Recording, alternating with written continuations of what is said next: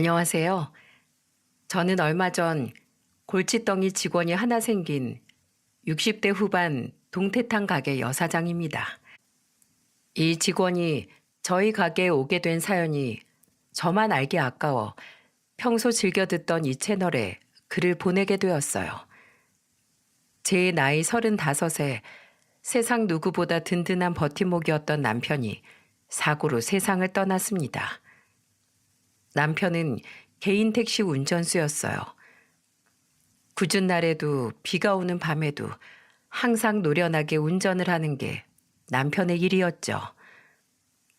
그날도 유독 빗줄기가 굵은 밤이었지만 저는 평소와 같이 설마 별일이야 있겠나 싶은 마음으로 아이들과 함께 남편의 퇴근을 기다리고 있었죠. 하지만 돌아온 건 남편이 아닌 남편의 사망 소식이었습니다. 유독 미끄러웠던 밤의 빗길에서 사고가 난 것이죠. 처음엔 얼마나 막막했는지 모릅니다. 아직 한참 어린 두 아들과 평생 전업주부로만 살아왔던 나. 이렇게 세 사람이 덩그러니 세상에 남겨졌으니까요. 당시 양가 부모님들도 모두 돌아가신 뒤라 딱히 왕래하던 친척도 없었거든요. 하지만 어쩌겠습니까? 아이들은 저만 바라보고 있고 남편이 남긴 얼마 안 되는 재산은 한두 해면 바닥을 보일 테고요. 저는 그때부터 닥치는 대로 일을 하기 시작했습니다. 아침과 낮엔 식당 일을, 퇴근하면 집에선 다이어리 속지를 끼우고 인형 누나를 붙이는 등 부업으로 푼돈이 남아 더 벌었죠.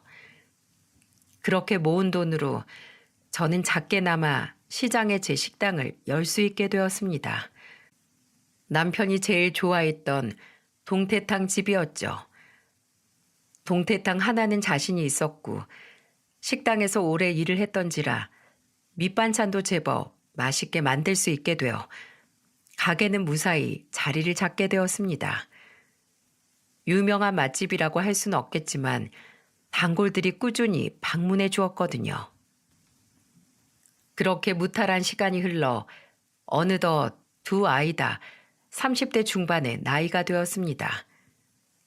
첫째 아들 도혁이는 번듯한 대기업의 대리로 일을 할 수 있었고 둘째 진혁이는 뭐랄까 자유분방하고 활달한 성격에 비해 참 어울리지 않게 구청의 공무원이 되었죠. 자신은 돈은 좀 덜 벌어도 괜찮으니 위험하지 않고 평생 가정을 안정적으로 책임질 수 있는 직업을 갖고 싶었다나요? 그 말을 듣는데 왜 이렇게 마음이 쓰던지요. 겉으론 의연한 척했어도 속으론 어릴 적 아빠의 죽음을 보며 많이 상처를 받았던 모양이었어요. 그런 둘째의 마음을 제가 먼저 미처 헤아려 주지 못한 것 같아 많이 미안했습니다. 두 아이 중 먼저 결혼을 하겠다며 선언한 건 다름 아닌 둘째 진혁이었습니다. 놀란 저와는 다르게 첫째는 이미 알고 있는 표정이더군요. 뭐? 결혼? 아이고, 다 큰 두 아들내미가 엄마 옆에서 떨어질 생각을 안 하기에 걱정이 이만저만이 아니었는데 둘째 너라도 먼저 가겠다니까 다행이구나. 근데 첫째는 어째 표정이 이 애미보다 먼저 알고 있던 것 같다. 그게요. 사실 제가 소개팅을 주선해줬어요. 예전에 진혁이랑 둘이 회사 근처에서 술을 마신 적이 있었는데 그날 저희 부장님이 근처 테이블에 계셨었나 봐요. 어느 날 넌지시 제게 진혁이에 대해 물으시더라고요. 직업은 뭔지 여자친구는 있는지 세세히 물으시더니 대뜸 따님과 진혁이의 소개팅을 적극적으로 주선하시지 뭐예요. 부장님이 워낙 인망이 있고 좋은 분인 걸 알아서 따님도 이상한 사람은 아니겠다 싶어서 진혁이한테 어쩔 건지 물어봤더니 거절하면 제가 곤란한 거 아니냐고 하면서 나가겠다고 하더라고요. 근데 엄마, 막상 소개팅에 나가보니까 웬 선녀가 한 명 있지 뭐야? 난 태어나서 엄마보다 예쁜 여자는 처음 봤어. 성격도 얼마나 시원시원하고 좋은지 나랑 쿵짝이 그렇게 잘 맞을 수가 없다니까. 내가 성격이 좀 좋잖아, 엄마. 결혼할 여자애를 생각만 해도 좋은지 진혁이는 입이 찢어지게 실실 웃으며 너스레를 떨더군요. 예, 입에 침이나 바르고 그런 말 해라. 그래서 그때 만난 처자랑 결혼한다는 거야? 그쪽 부모님들은 알고 계시고? 민영이 부모님들도 나 되게 좋아하셔. 장모님 되실 분이 좀 유별나시긴 한데 뭐 크게 신경 쓸 정도는 아니야. 예비 안사돈의 성격이 유별나다는 이야기를 저는 사람 성격이 다 평범할 수는 없지 하며 그냥 지나쳐버렸죠. 그때 조금 더 유심히 캐물었어야 했는데요. 그냥 지나쳐버린 그 말 한마디가 훗날 저를 그렇게 괴롭혀댈 줄은 그땐 정말 꿈에도 상상하지 못했습니다. 그로부터 석 달 뒤 드디어 기다려왔던 상견례 날이 되었어요. 처음 뵌 예비 사돈 어른의 인상은 듣던 대로 참으로 좋더군요. 아이고 예비 안사돈 반갑습니다. 김 과장하고 우리 예비 사이에게 말씀 정말 많이 들었습니다. 참으로 훌륭하신 분이라고요. 안녕하세요. 민영이 엄마입니다. 반가워요 안사돈. 처음 뵙겠습니다 사돈. 그리고 안사돈. 진혁이 애미입니다. 예비 사돈 어른은 매우 호탕하게 웃으며 제게 악수를 청했습니다. 환하게 웃는 표정하며 말투에서 느껴지는 호탕함이 무척이나 마음에 들었죠. 이미 몇 번 만난 예비 며느리 민영이 또한 그런 제 아빠의 성격을 꼭 빼닮은 아이였고요. 그에 반해 예비 안사돈 되실 분은 대화에 잘 참여하지도 않고 저를 위아래로 훑어보며 탐색을 하더군요. 그때부터 범상치 않은 사람인 걸 눈치챘어야 했는데 그땐 조금 깍쟁이 같은 여자인가 보다 하고 그냥 넘겼죠. 진혁이가 이미 유별난 분이라고 귀띔을 해주기도 했었고 말입니다. 그렇게 식사를 반쯤 마쳤을 때였을까요? 예비 안사돈이 드디어 입을 떼더군요. 안사돈께선 동태탕집을 하신다고요? 어떻게 가게는 잘 되세요? 아, 네, 그럭저럭. 남들한테 손 안 벌리고 살 정도는 됩니다. 안사돈께서는 규모가 좀 있는 식당을 하신다고 들었는데 고생이 많으시겠어요. 저는 테이블 5개짜리 식당을 하는데도 힘이 드는데요. 저야 뭐 남편이 차려준 거라 직원들한테 맡겨놓고 돈만 세는 사장이죠. 전 요리도 잘 못하거든요. 근데 날이 갈수록 손님이 떨어져서 걱정이 이만저만이 아니에요. 장사라는 게 다 그렇죠. 다시 잘 될 테니 너무 염려하지 마세요. 자기 입으로 요리를 잘 못한다는 사람이 식당 사장이라고 앉았으니 당연히 손님이 떨어지겠지 싶었지만 굳이 제 입 밖으로 말을 꺼내진 않았습니다. 어차피 제 가게도 아니었고 괜히 분위기를 망칠 필요는 없었으니까요. 그냥 좀 생각 없는 여자 같다는 생각을 하고 있는데 예비 안사돈에 이어지는 다음 말을 들어보니 생각뿐 아니라 예의도 없는 사람이더군요. 그건 그렇고 안사돈은 어디 아픈 데는 없으세요? 지병이라던가 뭐 그런 거요. 바깥사돈도 안 계신 마당에 안사돈께서 아프시면 누가 돌봐드려야 하나? 설마 그때 우리 민영이가 병수발을 들거나 해야 하는 건 아니죠?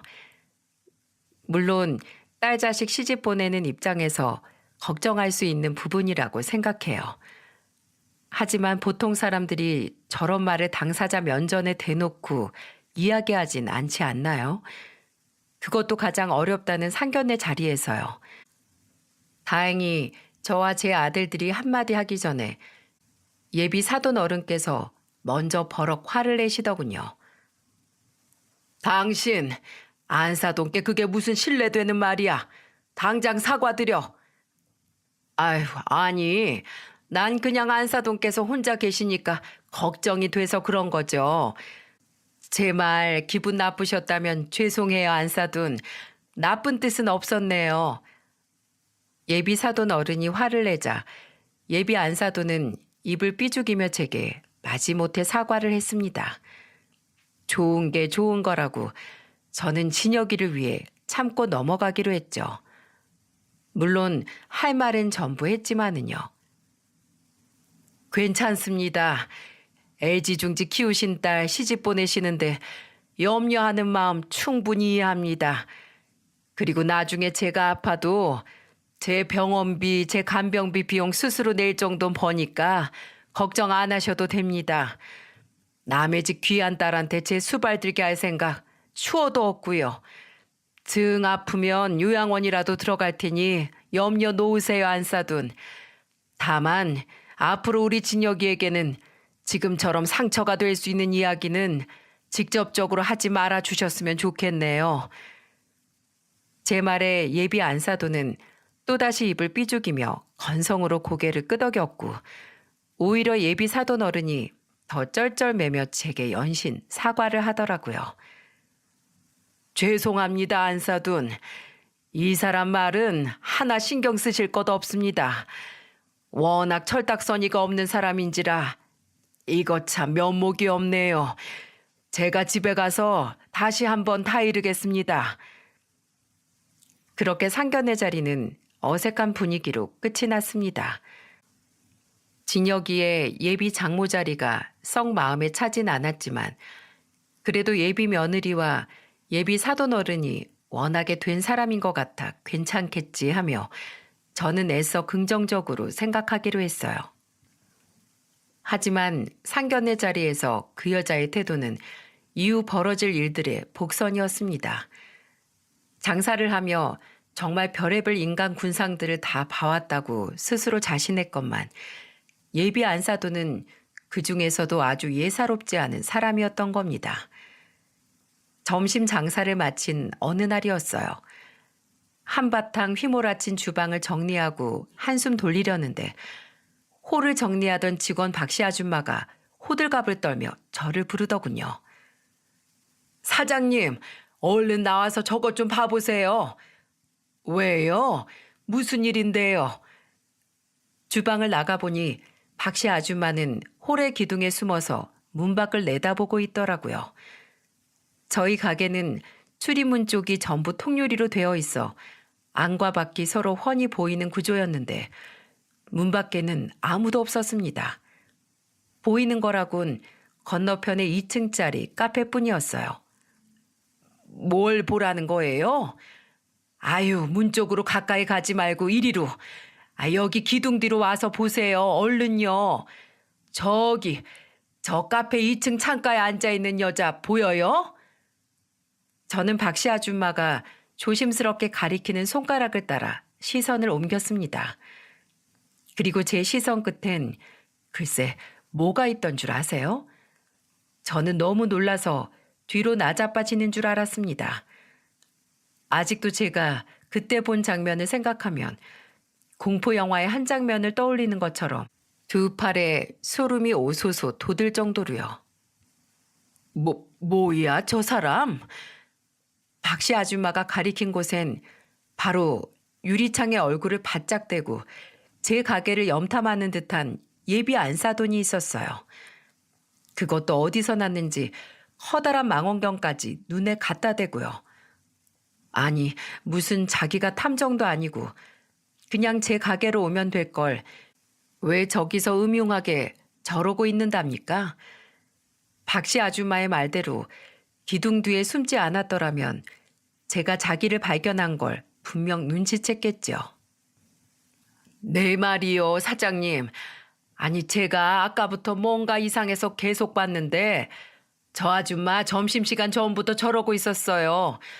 아니, 어차피 머리카락만 가릴 거 스카프는 왜 머리까지 칭칭 감싸고 있대요? 어디 정신이 좀 이상한 여자 아니에요? 사장님 혹시 아는 사람이에요? 저희 예비 며느리 모친 되시는 분인 것 같네요. 왜 저러고 있는진 저도 잘 모르겠고요. 근데 우리 가게에서 왜 숨어 있는 거예요? 나오세요, 아줌마. 괜찮아요. 역으로 우리가 예비 안사돈을 훔쳐보는 형태가 되니 이거 참 제가 왜 이러고 있어야 하나 싶더라고요. 저는 몸을 일으켜 기둥 밖으로 나왔고 건너편 카페 예비 안사돈을 똑바로 마주 보았습니다. 예비 안사돈은 그런 저를 망원경을 통해 봤는지 흠칫하며 눈에서 망원경을 떼더군요. 저는 눈이 마주친 예비 안사돈에게 이리 오라고 손짓을 했습니다. 그리고 안사돈을 기다리는 동안 둘째 아들 진혁이에게 전화를 걸었죠. 진혁아, 일하니? 일하지 엄마. 이 시간에 무슨 일이야? 예, 네 장모 되실 분이 우리 가게 건너편 카페에서 망원경을 끼고 우리 가게 염탐하고 있지 뭐니. 혹시 왜 저러시는지 너 뭐 아는 거 없어? 뭐? 어머님이 거기까지 쫓아가셨어? 진혁이는 뭔가 알고 있는 말투였어요. 저는 이야기하기에 망설이는 진혁이를 채근했습니다. 사실은 얼마 전에 어머님이 나한테 전화를 하셨거든. 근데 자꾸 우리 집은 자가인지부터 엄마네 가게 하루 매출은 얼마나 되는지 하다못해 가게 월세는 얼마인지까지 꼬치꼬치 물어보시더라고. 그런 걸 왜 물어봐? 그래서 넌 뭐라고 했는데? 그냥 집은 작아고 가게 장사는 잘 되는 편이라고만 했지. 정확하게는 나도 잘 모른다고. 대충 잘 둘러댔다고 생각했는데 거기까지 쫓아가셨어? 왜 그렇게 집착하시는지 나도 도통 이유를 모르겠네. 일단 알겠다. 끊어봐라. 마침 가게 문으로 예비 안사돈이 쭈뼛거리며 들어오더군요.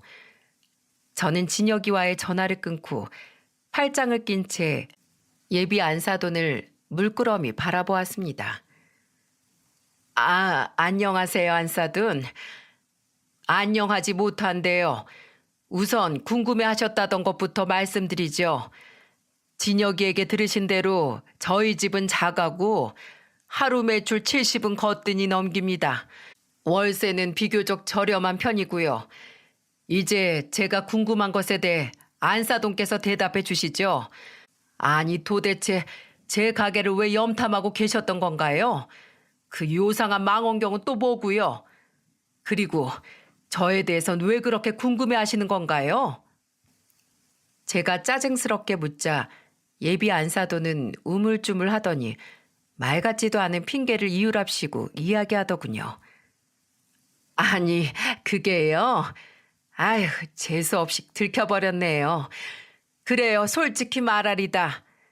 사실은 작년에 제 친구 딸이 결혼을 했는데 글쎄 그 집 안사돈 양반이 알고 보니까 지병이란 지병은 다 가지고 있었다지 뭐예요. 게다가 그 집도 남편과는 일찍이 사별했다고 하고요. 그래서 그 친구 딸하고 사이 벌이는 죄다 그 안사돈 양반 병원비로 들어가고 있답디다. 돈뿐이게요. 날마다 가서 병수발까지 들고 있다고 친구가 자기 딸내미가 사기 결혼 당했다며 아주 분통을 터뜨리더라고요. 아니, 그래서 그게 저하고 무슨 상관인데요? 왜 상관이 없어요. 그런 일이 우리 민영이 일이 될 줄 누가 알고요. 안사돈께선 스스로 낼 병원비도 충분하다고 하시지만 사람 일이라는 게 그렇게 내 맘대로 안 되는 거랍니다. 그래서 정말로 안사돈이 안정적인 재산을 가지고 계신 게 맞는지 아들 며느리한테 생활비 손 안 벌릴 만큼 장사는 되는지 우리 딸 결혼 전에 제가 이 두 눈으로 직접 확인하려고 했던 거죠. 안사돈도 자식이 둘이나 있으시니 제 마음 이해하시죠? 이게 무슨 말인지 방구인지 구분도 안 가는 말입니까? 얼마나 어이가 없었으면 옆에서 몰래 듣고 있던 박씨 아줌마가 차마 소리는 못 내고 입을 떡 벌리고 있더군요. 아니요, 전 이해 못합니다. 제 사생활이 불쾌하게 감시당한 것 같아서요. 그래도 안사돈이 그렇게까지 걱정이 되신다니 제 건강진단서라도 한 장 떼어다 드리지요. 대신 안사돈과 바깥사돈 양반께서도 똑같이 서류를 제게 떼어다 주셔야 할 겁니다. 그리고 궁금한 것들은 제가 다 대답해 드렸으니 2번 다시 이런 짓 하지 마세요. 아셨어요, 안사돈? 이제 그만 돌아가세요. 우리도 저녁 장사 준비해야 하니까 어서요. 예비 안사돈은 무언가 더 할 말이 남아있는 듯 망설이는 눈빛이었지만 안 가면 진짜 가만두지 않겠다는 제 사나운 시선을 눈치챘는지 가게 문 앞에서 한동안 미적거리다가 고개를 꾸벅하고 휙 나가버리더군요. 에휴, 진혁이가 유별난 집에 장가를 가게 생겼네요. 그 모습을 본 박씨 아줌마는 저를 안타깝게 바라보며 혀를 찼습니다. 저는 그저 쓴웃음을 지어 보였죠. 그래도 궁금증은 풀렸으니 다시 저러진 않겠지 생각하면서요. 하지만 그런 제 생각은 천만의 말씀, 만만의 콩떡이었습니다. 기억력이 나쁜 건지 제가 우스운 건지 예비 안사돈은 며칠 뒤 카페 같은 자리에서 저희 가게를 똑같이 염탐하고 있더군요. 하려면 눈에 안 띄게 자리나 하던가 그렇게 요란한 차림을 하고 요새 보기도 힘든 망원경질을 하고 있는데 일부러 모른 척하기가 더 힘들더라고요. 저는 참다 못해 이번엔 직접 카페로 쫓아 올라갔습니다. 정말 자신은 완벽한 위장을 했었다고 생각했는지 예비 안사돈은 소스라치게 놀라더군요. 안사돈, 정말 왜 이러시는 거예요? 제 말이 우스우세요? 아니 도대체 또 뭐가 궁금한 게 남아서 자꾸 제 가게를 훔쳐보는 겁니까? 예? 아니 안사돈, 아유 이상하다. 분명히 머리도 얼굴도 감쪽같이 가렸는데 이 여름에 그렇게 온몸을 칭칭 감아대고 있는 게 더 수상하지요. 저 정말 불쾌해서 못 참겠네요. 사돈 어른에게 전화를 해야지 되겠어요. 잠깐만요. 제가 휴대폰을 들고 예비 사돈 어른에게 전화를 하려고 하자 예비 안사돈은 제 휴대폰을 획 빼앗으며 저를 말리더군요. 제가 어이가 없어서 쳐다보니 예비 안사돈은 그제야 제게 본론을 이야기하더라고요. 안사돈, 제가 요 며칠 계속 지켜보니까 안사돈네 가게는 코딱지만한데 사람들이 줄까지 서서 기다리더라고요. 우리 가게가 요즘 계속 매출도 떨어지고 한 번 온 사람들은 다시 오질 않아요. 분명 내 가게가 안사돈네보다 더 크고 깨끗한데 여기서 아무리 지켜봐도 도대체 비결이 뭔지 모르겠지 뭐예요. 그래서 말인데 저도 안사돈처럼 동태탕 좀 팔아보려고요. 메뉴 문제가 분명해요. 저한테 그 레시피 좀 알려줘 봐요, 안사돈. 정신 나간 여자 아닙니까? 아니 그럼 저한테 전화를 하든 직접 가게로 찾아오든 하면 될 것이지. 동네 창피하게 다 티가 나는 요상한 탐정놀이는 대체 왜 한답니까? 안 그렇습니까, 여러분? 아무리 생각해도 이 여자 정상이 아니다 싶었어요. 저는 기겁을 하며 단칼에 그 여자의 부탁을 잘라냈습니다. 싫습니다. 정중히 부탁을 해도 모자랄 판에 뭐요? 알려줘 봐요? 이봐요 안사돈. 이게 칼만 안 들었다 뿐이지 날강도가 아니고 뭡니까? 그리고 제 생각에 안사돈은 레시피나 메뉴가 문제가 아닌 것 같은데요. 사장이란 사람이 자기 가게에 붙어 있지도 않고 요리도 잘 못한다고 자기 입으로 떠들고 다니는데 어떻게 장사가 잘 됩니까? 식당을 우습게 봐도 유분수지요. 제 말이 기분이 나빴는지 예비 안사돈은 인상을 팍 쓰더군요. 저는 굴하지 않고 마저 말을 이었습니다. 제가 다른 사람한테는 10번이고 100번이고 알려줘도 안사돈한텐 절대로 싫습니다. 음식을 우습게 하는 몰상식한 사람한테 제가 왜 그 귀한 레시피를 알려줍니까? 내가 미쳤어요? 저는 솔직히 제가 이렇게 화를 내면 그 여자가 이전처럼 깨갱하며 미안하다고 할 줄 알았습니다. 그런데 이 여자가 글쎄 방귀 낀 놈이 성을 내도 유분수지 오히려 적반하장으로 자기가 더 발끈하는 게 아니겠어요? 아, 나 저번부터 더럽게 빽빽대네. 뭐 좀 빼먹을 거 없나 싶어서 살살 기어줬더니 더러워서 진짜. 몰상식? 누구한테 훈계야, 훈계는? 아, 됐어요. 코딱지만한 가게 좀 잘 된다고 유세는. 혼자 잘 벌어먹고 잘 사세요. 제가 너무 어이가 없어 입만 벌리고 있는 사이 그 여자는 망원경을 챙겨서 카페를 쏙 빠져나가 버리더군요. 겨우 정신을 차리고서 저는 너무도 열이 받아 예비 사돈 어른에게 전화를 하려 휴대폰을 들었습니다. 그리고 휴대폰 화면을 켰을 때 지난 어버이날 저희 집에 놀러온 민영이와 진혁이가 사이좋게 웃고 있는 사진이 제 눈에 들어왔습니다. 민영이가 자기는 예쁨 받는 며느리이고 싶다며 자기 손으로 직접 제 휴대폰 배경화면을 그 사진으로 바꿨었거든요. 그래, 민영이를 봐서라도 한 번만, 딱 한 번만 내가 참어. 예비 며느리가 조금이라도 덜 곰살맞게 굴었다면 당장에 그 자리에서 이 결혼을 파탄냈을 텐데 저는 휴하고 한숨을 내쉬며 마음으로 참을 인을 3번 새기군 다시 가게로 돌아갔습니다. 저래봬도 예비 사돈 어른은 무서워하는 것 같으니 제가 잃을까 봐서라도 2번 다신 이러지 않겠지 하고 애써 생각하면서요. 하지만 정말 저대로 아무 일도 일어나지 않았다면 제가 이렇게 사연을 보낼 일도 없었겠죠. 저 사건들로도 저 여자는 정말 제정신이 아니다 생각했는데 앞전의 일은 모두 마지막 진짜배기 사건이 일어나기 위한 워밍업이었던 겁니다.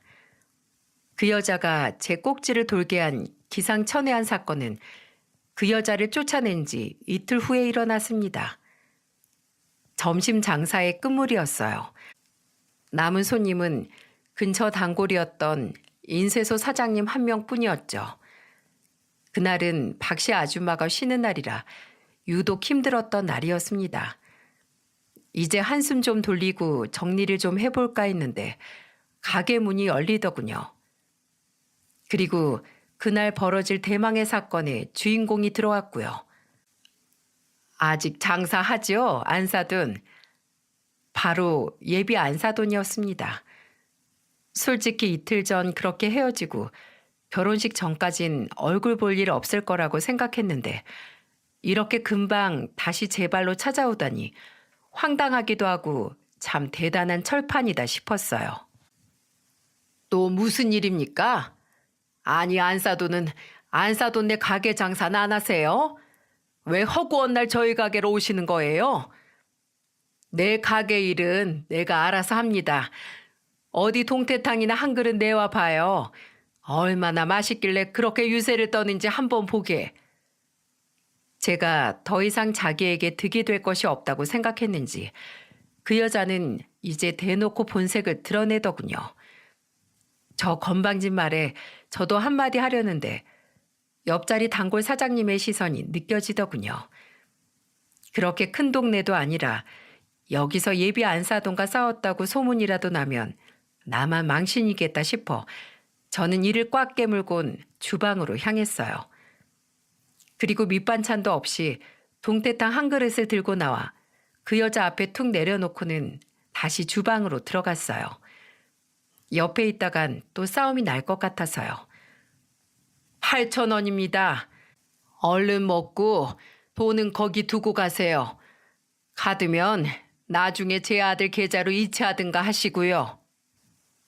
계산한답시고 또 얼굴을 마주하기 싫어 저는 주방에서 그 여자가 나가기만을 기다렸죠. 어차피 남아있는 손님은 장부 결제를 하는 손님이라 따로 계산할 필요가 없었거든요. 그렇게 5분쯤 지났을 때일까요? 갑자기 밖에서 그 여자가 소리를 빽 지르더군요. 저는 무슨 일인가 싶어 주방 밖으로 다급히 나가봤습니다. 도대체 무슨 일인지 그 여자는 눈가를 뒤집어 뜨고 아주 난리를 치고 있더라고요. 안사돈, 빨리 여기 좀 나와봐요. 왜요? 이번엔 또 무슨 일입니까? 무슨 일입니까? 이것 봐요. 동태탕 안에서 파리가 나왔어요, 파리가. 아니, 장사만 잘 되면 단가? 위생이 이 모양인데. 아저씨, 이거 보세요. 아이고, 파리가 크기도 하지. 음식을 판다는 가게가 얼마나 더러우면 파리가 이렇게 통통하게 살이 올랐어? 아유, 구역질나. 안사돈, 나 이거 탈라면 어떡할 거예요? 어떻게 책임질 거냐고요? 나 이거 구청에 신고할 거니까 그렇게 알아요. 당황스러웠습니다. 30년 넘게 장사를 해오면서 단 한 번도 이런 일이 없었거든요. 육수 냄비는 항상 뚜껑을 잘 닫아놓고 탕을 조리하면서 눈 한 번 뗀 적이 없는데 도대체 어찌된 영문인지 알 수가 없더라고요. 아무리 미운 사람이어도 음식으로 사람을 차별할 마음은 추호도 없었던 터라 저는 우선 사과를 해야겠다고 생각했죠. 그리고 제가 막 그 여자에게 죄송하다는 말을 하려던 참이었습니다. 글쎄 제 등 뒤에서 인쇄소 사장님이 호통을 빽 하고 치시는 게 아니겠어요? 아니 보자 하니까 이 아줌마 아주 몹쓸 사람이네. 뭐요? 몹쓸 사람? 당신 나 알아요? 어디다 대고 지금 그런 말을 하는 거야? 무슨 일인지 그 인쇄소 사장님은 뿔이 단단히 난 것 같았습니다. 저는 영문을 모르고 사장님과 그 여자의 언쟁을 멀뚱멀뚱 지켜보았고요. 그리고 인쇄소 사장님의 입에선 아주 황당한 사건의 전말이 흘러나왔어요. 아까부터 자꾸 죄진 사람처럼 눈치를 보면서 꼼지락대기에 뭔가 싶어 몰래 쭉 지켜봤어요. 사장님, 저기 저 비닐봉지 보이세요? 저 아줌마가 글쎄 저걸 계속 부스럭대더니 주방을 쓱 들여다보곤 사장님이 안 보이니까 저기서 뭘 꺼내서 동태탕에 넣읍디다. 그리고는 갑자기 호들갑을 떨면서 사장님을 부르지 뭡니까? 저 파리 저거 분명 저 아줌마가 그 비닐에서 꺼내서 넣은 거예요. 아니 이 양반이 증거 있어? 증거 있냐고. 어디 증거도 없이 사람을 이상하게 몰아가? 당신 명예훼손으로 고소당하고 싶어? 얼굴이 시뻘개져서 고래고래 악을 쓰는 것이 아무래도 인쇄소 사장님의 말이 그 여자의 전곡을 찌른 모양이더군요. 저는 그동안 눌러왔던 인내심이 드디어 바닥이 나다 못해 분노가 폭발하는 걸 느꼈죠. 사람이 극도로 화가 나면 오히려 차분해진다던데 제가 딱 그 상황이었습니다. 저는 고함을 지르지 않고 오히려 낮게 깔린 목소리로 그 여자에게 말했어요. CCTV를 돌려보면 되지요. 홀에 석 대나 설치되어 있으니 어느 각도에서건 안사돈이 앉은 자리가 다 보일 겁니다. 정말로 안사돈 짓이 아니라면 전 그때 가서 사과하죠. CCTV요? 아니 그런 게 있었어요? 이 낡은 식당에? 왜요? 찔리십니까 안사돈? 거 봐요. 내 말이 맞다니까요 사장님. 아니 안사돈이면 이번에 진혁이 장가 간다는 그 집 모친 아닙니까? 이 아줌마 정말 못 쓰겠네. 사돈 될 사람 가게에 와서 이런 짓을 했단 말이에요? 벼랑 끝까지 내몰렸다고 생각했는지 그 여자는 그제야 입을 다물더군요. 하지만 이제야 그럼 뭘 합니까? 저는 더 이상 그 여자를 봐줄 생각이 없었거든요. 저는 그 자리에서 경찰의 영업 방해로 그 여자를 신고했습니다. 그 여자가 도망가려 하자 인쇄소 사장님이 잽싸게 가게 문을 막아서 주더군요. 얼마 후 출동한 경찰이 올 때까지요. 그렇게 저와 예비 안사돈은 파출소로 동행하게 되었습니다. 저는 예비 사돈 어른에게도 와보셔야겠다고 전화를 넣었어요. 저와 예비 안사돈이 파출소에 함께 가고 있다고 하자 놀란 예비 사돈 어른은 회사에 급하게 반차를 쓰고 파출소로 달려오더라고요. 그리고 자초지종을 들은 예비 사돈 어른은 얼굴이 시뻘개지며 그 여자를 향해 고함을 쳤죠. 이 미친 여편네가 도대체 무슨 짓을 하고 다닌 거야? 하도 노래 불러서 식당 차려줬더니 하라는 장사는 안 하고 뭐? 당신 이거 범죄인지 몰라? 안사돈, 정말 죄송합니다. 제가 면목이 없습니다. 이 사람이 철은 없어도 못된 사람은 아니라고 생각했는데 이런 기야말 일을 벌이다니 제가 여태 사람을 잘못 보고 살아왔나 봅니다. 이 사람 안사돈 마음대로 하십시오. 봐주지 말고 솜방망이 쳐버리든 뭐든 죄값을 치르게 하세요. 어디 겁도 없이 그런 짓을. 이 사람은 한번 혼줄이 나봐야 정신을 차릴 겁니다.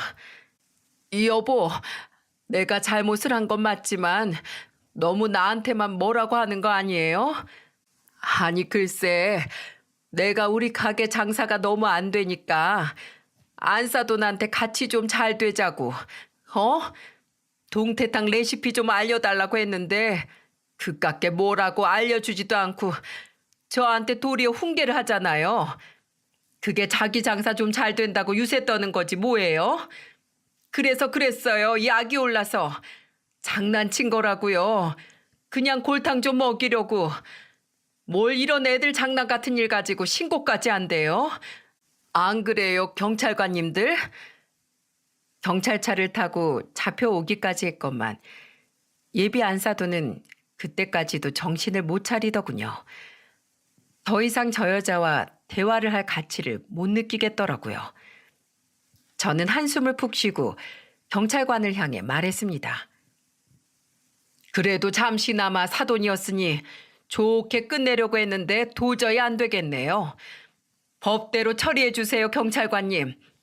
저 합의 안 하렵니다. 뭐 법이 장난인 줄 아나? 이깟 일로 처벌받게. 뭣도 모르면서 허풍은? 뭘 모르시는 건 아주머니예요. 아주머니, 이거 경범죄예요. 영업 방해라고요. 게다가 CCTV 확인해서 아줌마가 일부러 팔이 넣고 행패 부린 거 밝혀지면 여기 사장님께서 아주머니 허위사실 유포로 고소하실 수도 있어요. 이 아주머니 정말 큰일 날 뿐이시네. 고소요? 여보. 경찰관의 말에 그제야 그 여자는 겁에 질린 얼굴로 예비 사돈 어른을 애타게 부르더라고요.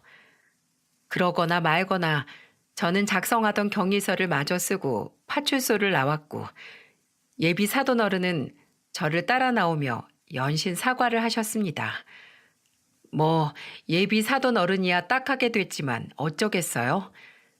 저는 그 여자를 참을 만큼 참아줬고 파출소에서 마지막 기회마저 내다버린 건 그 여자인걸요. 저는 그날 가게를 일찍 닫고 일찌감치 집으로 돌아왔습니다. 그리고 진혁이가 퇴근하기만을 기다렸어요. 그리고 7시가 채 되지 않아 진혁이가 집에 도착했고 첫째 도혁이는 그날 야근이라며 늦는다고 전화가 왔더군요. 저는 진혁이를 앉혀놓고 그날 일을 포함해 그동안 있었던 일을 모두 이야기해 주었습니다. 진혁이는 너무나 놀라 기함을 하더라고요. 아니 엄마, 왜 그동안 나한테 얘기를 안 했어? 네가 민영이랑 서로 얼마나 좋아하는지 아니까 이 결혼 웬만하면 깨고 싶지 않아서 그랬다. 근데 진혁아, 엄마 더 이상 이 결혼을 흔쾌히 허락하지 못하겠구나. 사돈 알길 그렇게 우습게 하는 사람이 사위 너라고 귀하게 대할까? 엄마는 내 아들이 처갓집에서 그런 대접을 받고 사는 꼴을 못 보겠다. 넌 어떻게 생각하니? 진혁이는 후하고 한숨을 내뱉더군요. 그리고는 생각 정리를 마쳤는지 두 손으로 제 손을 꼭 잡고는 말했습니다. 엄마, 나는 민영이도 소중하지만 나한테 세상에서 제일 소중한 사람은 엄마야. 우리 엄마한테 그렇게 행동한 사람 나도 내 장모님으로 못 모셔. 이 결혼 그만두자고 민영이한테 말할 거야. 그동안 혼자 마음고생 많았어. 엄마, 미안해. 나 때문에 그런 일 당하게 해서. 그날 밤 진혁이는 민영이에게 이별을 통보했습니다. 나중에 듣기로는 민영이는 이미 제 아버지에게 상황을 다 전해 들었는지 아무 말 못하고 울기만 했다고 하네요. 그리고 그 말을 전해 들은 저는 그 여자를 위해서가 아닌 잠시나마 진심으로 예뻐했던 예비 며느리를 위해 그 여자에게 선처를 해주기로 했습니다.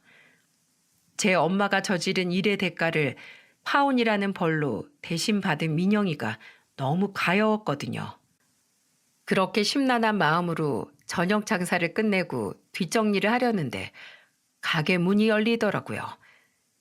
저는 손님인 줄 알고 고개를 내밀었습니다. 죄송해요. 오늘 영업은 안 싸둔. 가게 문을 열고 들어온 사람은 손님이 아닌 잔뜩 풀이 죽은 그 여자더군요. 저는 이번엔 또 무슨 꿍꿍이로 찾아왔나 싶어 인상을 확 찌푸렸어요. 가게 밖에 소금을 뿌리던가 해야지 원.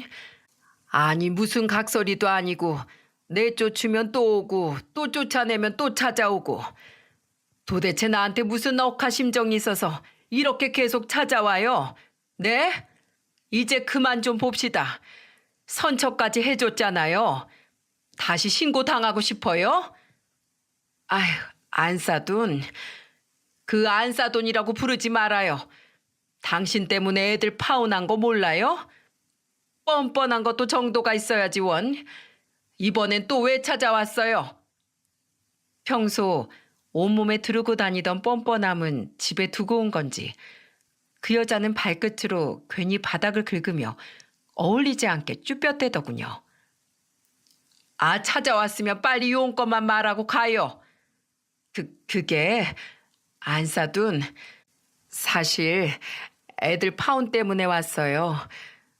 우리 민영이가 다 저 때문이라고 울고불고 오늘은 회사도 안 가고 하루 종일 밥도 안 먹고 방 안에 틀어박혀서 울기만 합니다. 애 아빠는 저 꼴도 보기 싫다고 안방엔 들어오지도 않고 눈이라도 마주치면 저를 경멸하듯이 노려봐요. 그거야 자업자득이지요. 일을 벌일 땐 그만한 뒷감당도 같이 해야 한다는 걸 모르셨어요? 모르셨으면 이번 기회에 배우시면 되겠네요. 당신 그 개념 없는 행동들 때문에 당신 가족들이 대신 상처를 받은 거라고요. 알았으면 이제라도 제발 정신 좀 차리고 똑바로 사세요. 네? 안 사둔, 그러지 마시고 어떻게 하면 절 용서해 주시겠어요? 제발 불쌍한 우리 민영이를 봐서라도 마음 한 번만 누그러뜨려 주세요. 저 이대로 집에 돌아가면 평생 우리 가족한테 사람 취급 못 받습니다. 네? 안사돈이 시키시는 건 뭐든지 할게요. 청소를 하시라면 하고 설거지를 하라면 군말 없이 하겠습니다. 제발 한 번만 용서해 주세요. 이렇게 부탁드려요. 그 여자는 눈물까지 글썽이며 제 손을 붙잡고 애원하더라고요. 파출소에서 마지막으로 한 행동을 보면 절대 저한테 죄송하단 말을 안 할 것 같았는데 그래도 가족이 자신에게 등을 돌리는 게 무섭긴 무서웠나 보죠. 저는 그 여자의 손을 잡아 억지로 떼어냈습니다. 그리고 냉정한 눈빛으로 말했죠. 하세요. 네? 하시라고요. 뭘요? 설거지 하신다면서요. 지금 주방에 잔뜩 쌓여 있으니까 어디 한번 해보세요. 설거지. 음식은 못한다면서 설거지는 잘하나 어디 봅시다. 진짜로 하라고요? 설거지를요? 왜? 싫습니까? 싫으면 가세요. 멀리 안 나갑니다. 줘요. 줘. 뭘 줘요? 앞치마요. 이 옷 비싼 옷이란 말이에요. 설거지 하려면 앞치마는 주셔야죠. 아유, 다 기어 들어가는 목소리로 고작 한다는 말이 앞치마를 달라는 말이라니. 잔뜩 풀이 죽은 모습이 얼마나 꼬숩던지요. 저는 앞치마를 툭 던지며 그 여자에게 말을 이었습니다. 일주일 동안 그쪽 하는 꼴 보고 용서할지 말지 결정할게요. 어차피 그쪽 가게에도 잘 안 나가잖아요. 일주일이나요? 왜요? 싫어요? 싫긴요. 아니에요. 자, 봐요. 지금 열심히 앞치마 입잖아요. 그날 이후 정말로 그 여자는 일주일 동안 매일같이 제 식당에 출근하기 시작했어요. 첫날엔 얼마나 웃겼는지 몰라요. 글쎄, 얼마나 주방 일을 안 해봤으면 진한 화장에 마스카라까지 하고 오더니 퇴근할 무렵엔 설거지하느라 튄 물들 때문에 마스카라는 꼭 무슨 판다 마냥 죄다 번져 있고 화장은 전부 지워져 기름만 번들거리더라고요. 자기도 이건 아니라고 생각했는지 다음 날부턴 화장기 하나 없는 맨 얼굴로 출근을 하는데 너무 우스워서 그만 소리내어 웃고 말았지 뭐예요. 그리고 예비 안사돈에겐 비밀이었지만 사실 예비 안사돈이 제게 싹싹 빌고 간 그날 밤 저는 진혁이에게 곧바로 그날 있었던 일을 말해주었어요. 계속 제 마음이 무거웠거든요. 그 여자 때문에 진혁이랑 민영이를 갈라놓은 게요. 저는 앞으로 지켜보긴 할 거지만 일이 잘 해결될 것 같으니 민영이와의 파혼을 다시 고려해보라고 진혁이에게 넌지시 이야기했습니다. 진혁이는 한동안 고민하는 것 같더니 며칠 뒤 민영이와 다시 결혼을 진행하기로 했다고 제게 말해주더군요. 예비 사돈 어른이 제게 감사하고 또 감사하다며 전화를 주기도 했고요. 물론 이 모든 일은 예비 안사돈에겐 잠시 비밀로 하고요. 다시 모든 일이 잘 되었다는 걸 까맣게 모르는 예비 안사돈은 정말 열심히 일을 하더군요. 처음엔 죽을 상을 하고 설거지를 하더니 제가 못 이기는 척 주방 일을 하나씩 알려주니까 나중엔 점점 신이나 하는 것 같았어요. 이봐요. 남은 재료를 그렇게 아무렇게나 넣으면 어떡해요? 차곡차곡 순서대로 놔야죠. 아직 안 깐 재료들은 뒤로 밀어넣고요. 아니, 남은 반찬들을 다시 합치면 어떡해요? 잔반은 버리는 거예요. 이렇게 기본도 몰라서 원. 이러니 장사가 안 되지. 다시 잘 봐요. 남은 반찬들은 여기 버리고 새 반찬들은 이렇게 보기 좋게 잘 다듬어서 다시 뚜껑 닫아두고요. 안 그러면 이번엔 진짜로 파리가 들어간다고요. 예비 안사돈은 정말로 자신의 식당에서 돈만 세웠던 모양이더라고요. 어쩜 저렇게 주방 일에 대한 기본 상식이 하나도 없을 수가 있을까요? 그래도 다행인 건 처음 배워보는 주방 일이 재미있는 모양인지 희한할 정도로 싫은 소리 하나 없이 네 하며 제 뒤를 졸졸 쫓아다니며 일을 배우더군요. 알고 보니 자기가 나름 사장이랍시고 직원들을 채용해놨는데 도리어 자기가 일을 알려달라고 부탁하기가 자존심이 상해 그동안 오히려 더 주방 근처에 얼씬도 안 했다고 합니다. 참, 예비 사돈 어른의 말처럼 철이 없긴 없는 사람이구나 싶더라고요. 그렇게 일주일이 되던 날 저는 예비 안사돈에게 그만 용서해 주겠으니 이제 오지 않아도 된다고 이야기했습니다. 그런데 웬걸 펄쩍 뛰며 좋아할 줄 알았던 사람이 똥 마려운 강아지처럼 안절부절 못하다가 제게 이렇게 말하는 게 아니겠어요? 안사돈, 용서해 주시는 김에 저 여기서 한 달만, 아니 2주라도 더 일하게 해주면 안 될까요? 저를 따라다니며 일을 배우는 게 정말로 예비 안사돈은 즐거웠던 모양이었어요. 홀에서 그 이야기를 들은 박씨 아줌마는 웬일이냐는 표정으로 예비 안사돈을 쳐다보더군요. 그래서 예비 안사돈은 지금 다시 일주일째 제 가게에서 열심히 주방 일을 배우고 있습니다. 최근엔 재료 손질을 시작했어요. 처음엔 칼질을 어찌나 불안하게 하던지 애들 결혼식 전에 예비 안사돈 손가락을 먼저 날려먹을 것 같아 얼마나 제가 안절부절했는지 모릅니다. 그래도 이제는 제법 곧잘 흉내는 내더라고요. 진혁이와 민영이는 예정대로 올해 10월 결혼식을 올릴 예정이랍니다. 그리고 우리 첫째 도혁이는 얼마 전 해외 주재사로 발령이나 이사 준비를 하고 있어요. 당장 두 아들 다 제 곁을 떠난다니 쓸쓸하지만 그래도 도혁이 커리어에 도움이 되는 일이라고 하니 축하해 줘야겠죠. 게다가 평생 떠나는 것도 아니고 몇 년 후면 다시 돌아올 테니까요. 여기까지가 한 달 남짓 제 가게에서 일하게 된 골칫덩이 직원, 제 예비 안사돈과 저와의 우여곡절 많은 사연이었습니다. 어떠세요? 다른 사연만큼 재미있는지는 잘 모르겠지만 그래도 나름 참신했던 이야기죠. 사람 일이라는 게 참 알다가도 모를 일이더라고요.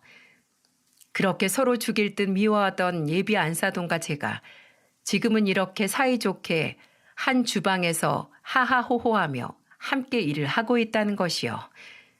심지어 다음 달엔 혼주 한복을 함께 입어보러 가기로 했답니다. 이 사연을 듣는 분들 중 누군가는 참 할 짓이 없어서 사돈 갱생시키기나 하고 앉았다고 혀를 끌끌 차실 수도 있을 것 같습니다. 저도 이런 사연을 들을 때면 답답하다며 한 번씩 댓글을 남기기도 하곤 했거든요.